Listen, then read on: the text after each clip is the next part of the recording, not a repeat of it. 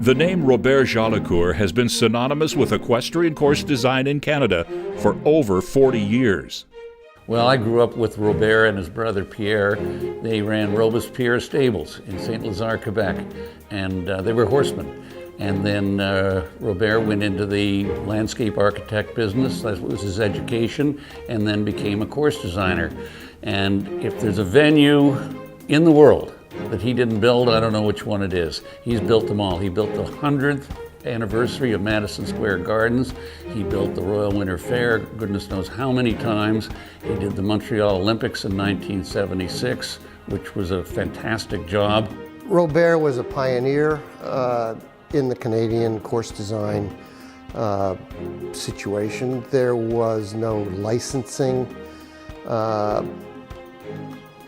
of officials as course designers, and Robert led the way. He was the first one to get recognized, certainly by the Canadian Federation and then by the FEI, as being a recognized course designer.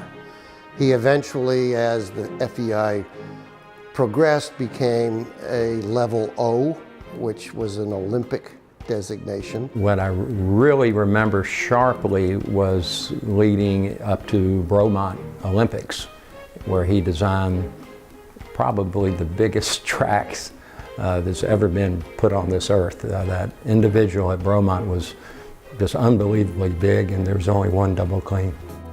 Robert's success at the 1976 Olympics in Montreal was literally a game changer in course design. After '76, the rings became far larger, and therefore the ideas and tools that a course designer could use increased. Bigger rings meant different distances, different tests. Natural obstacles, certainly in those days, became very important. Robert, because he was a landscape architect, could incorporate natural obstacles into his rings that he created. Robert designed the entire equestrian venue for the 1996 Atlanta Olympics, as well as components of the Kentucky Horse Park, and forged a reputation for creativity and quality. But for all the high-profile venues that he did tens and probably hundreds of private designs.